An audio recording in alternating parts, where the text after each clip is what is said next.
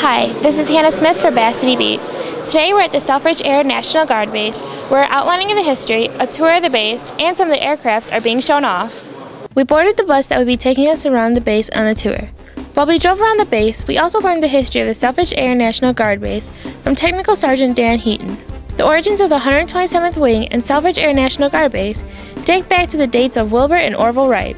The base's namesake, Army Lieutenant Thomas Selfridge, was killed while flying on a demonstration flight with Orville Wright in 1908, the first military casualty of flight. In 1917, a local auto pioneer, Henry B. Joy, leased his rural airfield near Detroit to the military to train pilots and related personnel. The military has operated the fields ever since. During World War II, maintenance personnel of the Tuskegee Airmen trained at the base and helped lead the way toward the ending of the racial segregation in the military. During the Cold War era, Nike missiles were stationed at the base to guard the industrial might of the Detroit region. Following the terror attacks of September 11, 2001, the 127th Wing began flying combat air patrol missions over the Great Lakes region within hours of the attack. It maintained that 24-hour mission until 2008, when the Wing transitioned to its current flying missions with the KC-135 and A-10. After the bus ride, we got a chance to catch up with Technical Sargent Dan Heaton in the hangar and discuss a few things. Today's event is an opportunity for the community to see what happens here at Selfridge Air National Guard Base. The people who work on the base live in the community. They are taxpayers in the community. They sometimes are co-workers with folks because they work out here 1 weekend a month. So we want as much as possible to show the community what it is that we do. In addition, the people in the community are the taxpayers who have paid for all of this equipment. It's important that we show them that we're good stewards of it, we're taking care of the equipment, and we want to show the people what our capabilities are with the equipment that they've provided to us. There are about 3,000 people that have a full-time job on the base. They work a variety of different shifts, they work for a variety of different agencies, and then there are about 3,000 people that are what we refer to as traditional members of either the Guard or the Reserve.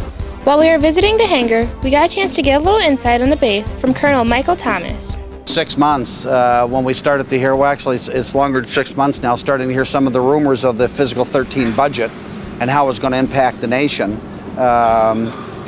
We started to get clarity to see how actually it was going to impact the state of Michigan and more specifically Selfridge Air National Guard Base. The Base Community Council has engaged significantly with our legislative representatives and also up to the Secretary of Defense level with Secretary of Defense Leon Panetta.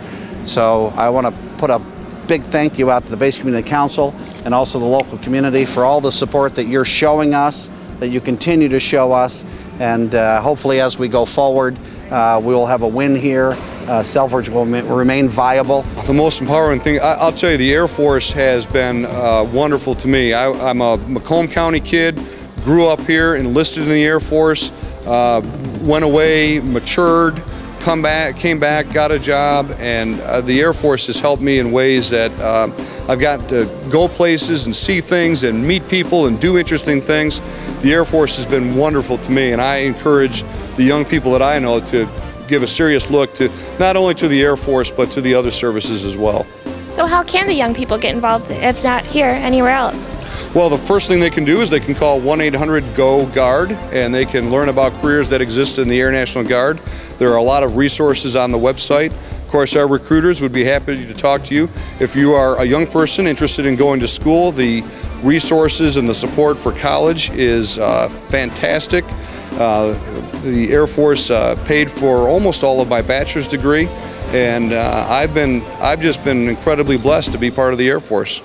From our visit to the Selfridge Air National Guard Base today, we can see that it's quite unique in its own ways.